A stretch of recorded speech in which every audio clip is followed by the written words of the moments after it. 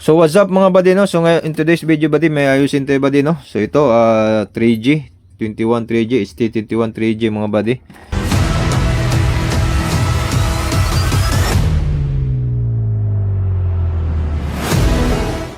Tumunog yung sub niyang buddy. Ito kasing subwoofer niyan IC, oh. Ito naman sa woofer, bali dalawang IC yan buddy, no? Yan. Amplifier IC to. Ito yung sa sub, ito yung sa woofer. Ito dito yan nakakonect, yung dalawa dito yung left and right. So ito naman sa sub, ito yung sub. So tingnan natin yung yan, 'di ba? May S. Yung S na yan. Yan subwoofer yan. No? Yan. Okay, so ito naman dito naman banda is sa woofer. Okay? So yung tumunog dyan, yung subwoofer lang. So iti-testing natin mga buddy, no? So actually nakakonect yan sa subwoofer ngayon. Iba-vlog natin ito mga buddy para yung mga maka-encounter naman ganitong problema, hindi tumutunog yung sub, tapos ito tumutunog yung woofer nila. So ito yung video na to buddy. Ano na yan to? Titingnan nyo lang to. So bali, ano to buddy, no? May heatsink yan dito. Baka magtaka kayong ganyan yan. Ganyan yan sa buddy, no? Okay?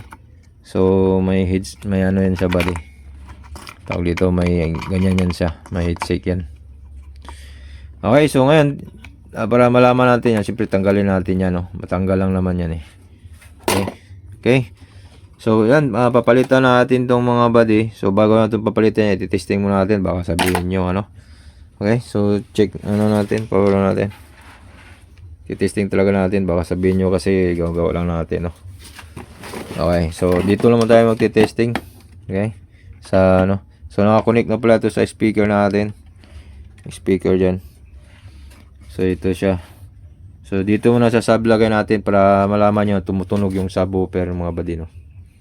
So plug na natin. Ayan, naka-on na siya. Naka-on na. So kapain natin dito mga buddy, no. Yan, no. Kinakapa ko lang dito yan sa input yan. Yan, tumunog siya bali, diba? So ibig sabihin tumunog yung subwoofer niya. So ang problema dito, no? So ilipat natin para makita nyo na ano mga buddy, no? Na hindi siya tutunog talaga. Okay? Ito lang ang testing muna natin buddy. So tanggalin muna natin yung saksakan.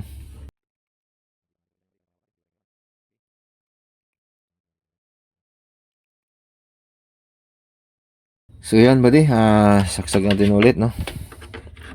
Yan, naka power on na siya buddy. So kapain natin dito buddy. Yan, wala, di ba? Kinakapa ko na yun, no. Wala siyang tunog talaga. Yan, walang tunog.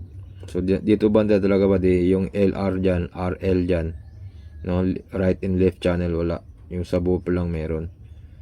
Okay, so titingnan natin mga buddy, no. Okay, tanggalin muna natin yan. Tanggalin natin power. Okay, so ganito yan buddy, no. Pag tinanggal nyo yung heatsink buddy, ito tinanggal nyo yung heatsink, siyempre tatanggalin nyo talaga yan para makita nyo yung IC nya. So tingnan nyo nung maigi yung IC nito buddy is putok. Yan, no. Yan ang dahilan mga buddy, oh. I-zoom natin ng maayos. Ayan, no. Kita nyo mga buddy. I-zoom natin ng maayos, no, para makita nyo mga buddy na yan. Yan, no. Putok. So yan ang dahilan mga buddy, no. Pumutok. So yan ang dahilan buddy na hindi tumutunog kasi putok. Yan, no. Kita nyo, ano. Wala na. Pag ganyan ano buddy, sira is papalitan talaga yan. Hindi na ma-repair yan mga buddy. Papalitan na talaga natin yan mga buddy, no. So yan ang ano sa woofer. Ito naman sa kabila isa sa subwoofer yan. Ito okay pa naman, okay to, tumunog siya. So ito papalitan natin yung sa woofer.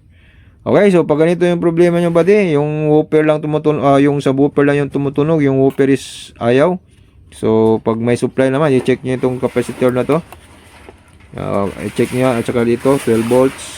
I-check nito mga kapasitor. Pag ito may kapasitor na to, Pag may supply yan, 25 volts yan. Kung depende kung anong supply nyo dito, no. Pag supply nyo ng 25, so 25 din yung lalabas dito, itong capacitor nito. Pag may supply yan, ibig sabihin, dito na tayo. Kasi pag walang supply naman ito, so ibig sabihin, nasa ano pa yan, hindi pa pumasok. Pero chine-check natin to, may supply naman to siya. So dito na. Okay, so ngayon, kasi open na to eh. Open yan, hindi yan short, no, open. Kasi pag short yan, talagang ano yan ba din, no? Walang supply dito yan mangyayari.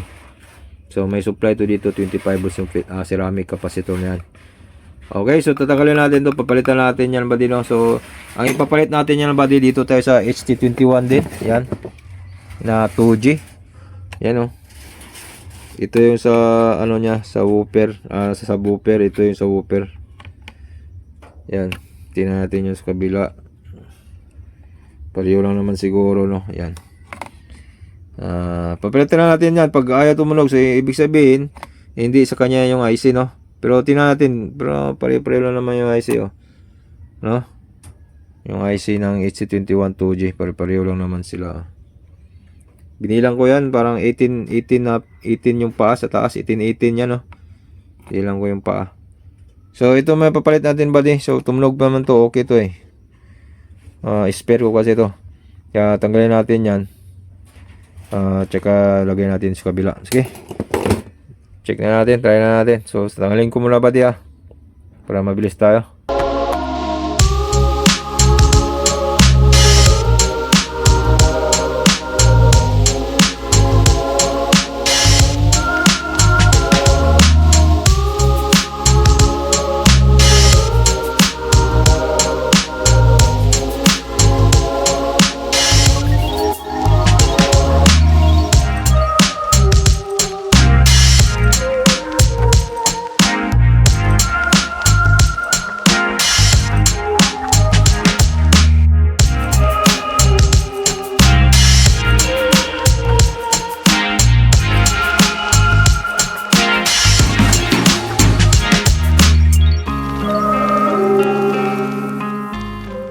So yan buddy, no, natanggalan natin buddy yung ano, ipapalit natin. Ito yung ipapalit natin buddy sa dito sa sunog. Saan yung sunog? Yan, ito yung sunog. Yan, natanggalan na natin yan. Yan, dito natin ilagay mga buddy. Okay, so lalagay na natin muna buddy, no. Timeless pa rin tayo para mabilis.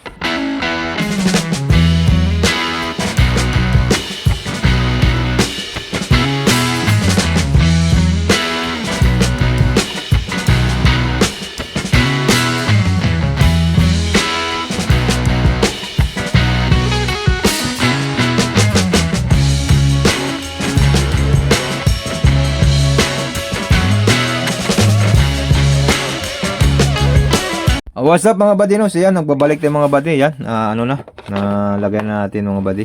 So ganito pala buddy, ang ano natin ginawa natin buddy, no? So ito pala yung sa subwoofer buddy, yan. Yung IC dito sa subwoofer, tinanggal ko. Pwede pala buddy, pareho lang pala ng number sila. Dito ko na nalagay buddy, no? So bali yung sa ano, dito sa ano, ibabalik na natin yan, no? Balik na natin yan. Kasi hindi naman ginagamit yung subwoofer nito buddy. Alam niyo bakit buddy? Kasi ano to, gamitin nila sa 6002 yung subwoofer nila buddy, no? 6002 yung subwoofer. Kaya itong subwoofer IC hindi na ginagamit. So dito ko na nilalagay. So tinisting ko kanina buddy, tumunog naman siya buddy, no? So ibig sabihin yung IC dito na ano, pareho lang pala lang na number, no? So nilagay ko dito, tumunog. So ito yung galing dito. Yan. Okay, so testing natin mga buddy, no? Para malaman yung talagang tumunog, no? So okay, sak natin. Yan, nakaano na. So ito, lagay pala natin ng speaker to. Okay, kukuha muna tayo ng speaker. So lalagyan pa muna natin yung speaker buddy para matesting natin. So yan buddy, nalagyan natin ng speaker yan. Ito, speaker wire, no? So testing natin. Tumunog na, di ba? So dito nakakunik yan buddy, no? So okay na buddy. Tumunog na. Okay. So tanggalan natin yung plug.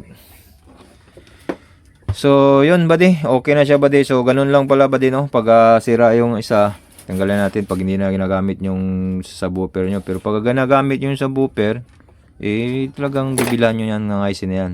So hindi ko lang nakuha yung number ng IC nito. Kasi nakadepend nga tayo sa scrap nyan. Tsaka dito. So madali naman hanapin number nyan. I-google nyo lang, no? HC21 3G IC amplifier. Lalabas lang naman yan. Okay, so that's it. So yan lang mga buddy, no? So okay, tumunog na siya buddy. Yun lang ang ano natin. So talagang sira yung sana yung sira dito na ano. Ito. Yung sunog na ano daw buddy, no? Yan, no? Tanggal yung mga paano. Yan. So ito yung isa buddy, babalik na natin to sa ano, sa dito sa 2G ST21. Okay, so tumunog na siya buddy. Kinuha lang natin yung ano dito, lagay natin diyan. So yan na. Hindi naman gigamit yung subwoofer diyan kasi ginagamitan ng 6002 na amplifier to eh. Pure bass, okay? So yan lang buddy. Kung nakakatulong ang video natin, don't forget to subscribe and click notification bell para updated sa ating next video. Okay, so thank you so much for watching. God bless. Peace. Bye-bye.